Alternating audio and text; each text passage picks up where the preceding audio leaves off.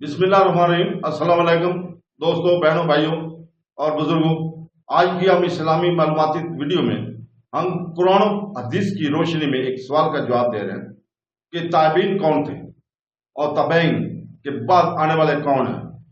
इस्लामी तारीख में ताबीन और इनके बाद में आने वाले अहम शख्सियात के शराकत के बारे में जानें।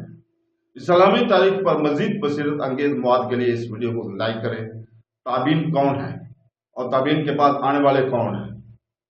तो दोस्तों, ताबीन वो हैं जो रसूल पाक सल्लल्लाहु अलैहि वसल्लम के बाद आए और रसूल पाक सल्लल्लाहु अलैहि वसल्लम से नहीं मिले, बल्कि वो सहाबा कराम रज़वान अलैहि अजमैन से मिले और इनसे इल्म हासिल किया। ताबीन के बाद आने वाले वो लोग हैं जो रसूल पाक सल्लल्लाहु अलैहि वसल्लम के सहाबा से नहीं मिले, बल्कि वो ताबीन से मिले और इनसे इल्म हासिल किया।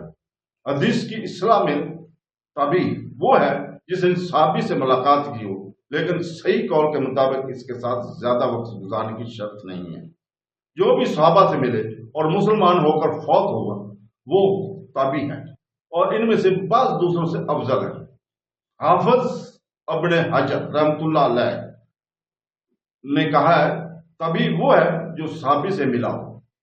इब्न कसीर रहमतुल्लाह फरमाते हैं, अल खतीब अल बगदादी ने कहा, तभी वो है जो सहाबी से मिला हो। अल हकीम के अल्फाज से ये समझा जा सकता है कि तभी नाम का इतलाक इस शख्स पर हो सकता है जो सहाबी से मिला हो और इनसे रवायत करता हो, अगरचे इसने इनके साथ वक्त न गुजारा हो।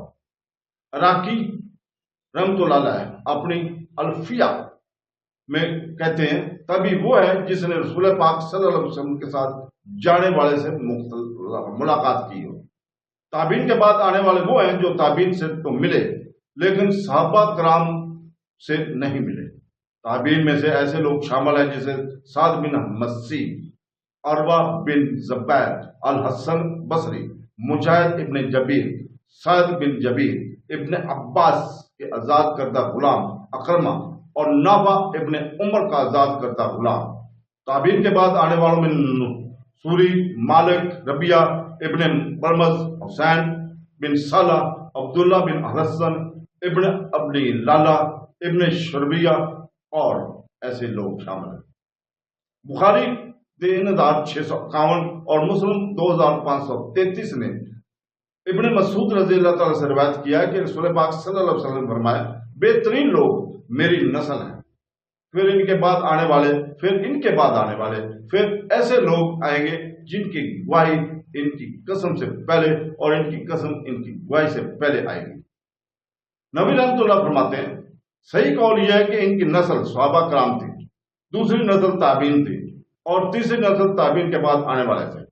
हाफिज इब्न हजर रहमतुल्लाह फरमाते हैं, फिर इनके बाद आने वाले के अल्फाज से मुराद वो नस्ल है जिसने इनकी पैरवी की, यानी ताबीन, और फिर इनके बाद आने वाले से मुराद वो नस्ल है जो ताबीन के बाद आई।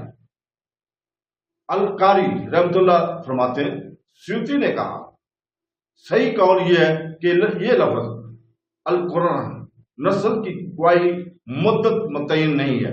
नबी करीम सल्लल्लाहु अलैहि वसल्लम की नस्ल यानी सहाबा आपके मिशन के शुरू होने से लेकर आखिरी सहाबा की वफात तक तकरीबन 120 साल तक जारी रही। ताबीन की नस्ल तकरीबन 170 हिजरी तक जारी रही और ताबीन के बाद आने वाले की नस्ल तकरीबन 220 हिजरी तक जारी रही। इस दौरान बिदअत ज़ाहिर हुई और फैल गई। मुतल्ला ने अपने गुमराह कर नजरियात की तबलीग शुरू कर दी। फलसफियों ने अपने गुमराह कुन नजरियात को फैलाना शुरू किया। उलमा की आजमाइश में डाला गया और यह कहने पर मजबूर किया गया कि कुरान तख्लीक हुआ और हालात बदल गए तेजी से और चीजें अब तक सिर्फ बदतर होती जा रही हैं। ये रसूल पाक सल्लल्लाहु अलैहि वसल्लम के इस कौल की तस्दीक है, फिर झूठ फैल जाएगा। तो दोस्तों, अल्लाह ताला से दुआ है कि वो हमें कुरान तफसीर और उसको समझने की तौफीक अता फरमाए और अच्छे अमल करने की तौफीक अता फरमाए और झूठ बोलने से दूर रहने की तौफीक अता फरमाए और हमारे पाकिस्तान मुसलमानों को तौफीक अता फरमाए। अल्लाह हाफ़िज़।